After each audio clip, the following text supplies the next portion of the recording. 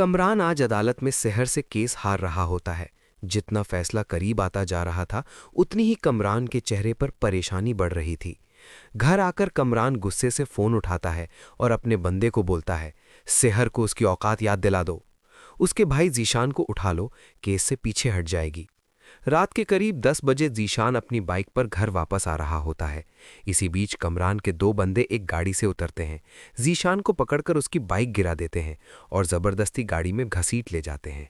जीशान चिल्लाता रहता है, मुझे छोड़ो, क्या चाहते हो तुम लोग। रात के 2 बज जाते हैं। घर पर जीशान का कोई अता पता नहीं। शहर की माँ कांपते हुए पूछती है, बेटा जीशान अभी तक क्यों नहीं आया? उसका फोन भी बंद जा रहा है। शहर का दिल बैठता जा रहा होता है। वो तुरंत अली को कॉल करती है, अली प्लीज, जीशान मिसिंग है, मुझे डर लग रहा है। अली फौरन आ जाता है। दोनों पुलिस स्टेशन पहुंचते हैं। एसपी जोहेब रात भर ड्यूटी पर होता है। जैसे ही सेहर रोते हुए सारी स्थिति बताती है, जोहेब तुरंत कंप्यूटर खोलकर जीशान की मोबाइल लोकेशन ट्रेस करवाता है। मैप पर एक पॉइंट ब्लिंक करता है, कमरान का फार्म हाउस। 2 पुलिस गाड़ियां फुल स्पीड से अंधेरी सड़कों पर बढ़ती है।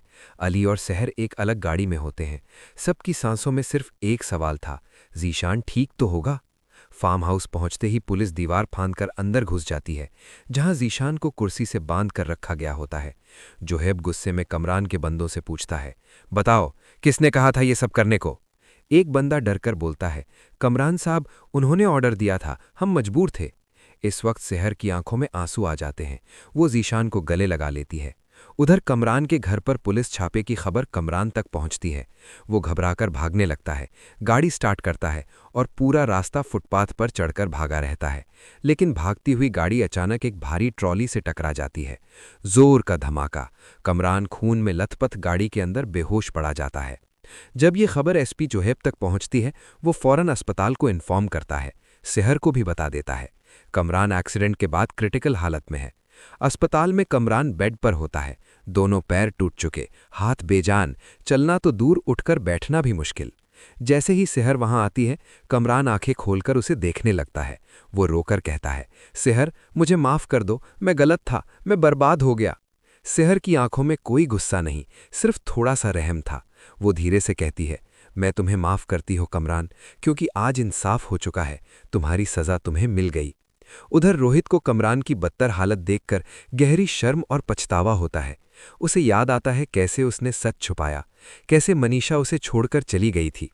रोहित सेहर के पास आता है, सेहर मैं शर्मिंदा हूं, मैंने तुम्हारा साथ नहीं दिया, कमरान की सच्चाई छुपाई, आज मैं सब कुछ कोर्ट में बताऊंगा। अगले दिन अदालत का माहौल फिर गर्म होता है।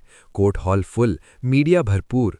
जब रोहित से गवाही के लिए पूछा जाता है, वो पूरे कोर्ट रूम के सामने कहता है, माय लॉर्ड, कमरान ने सेहर के साथ ज्यादा गलत किया, मैंने झूठ बोला, लेकिन आज मैं सच बता रहा हूं। कोर्ट में सन्नाटा छा जाता है।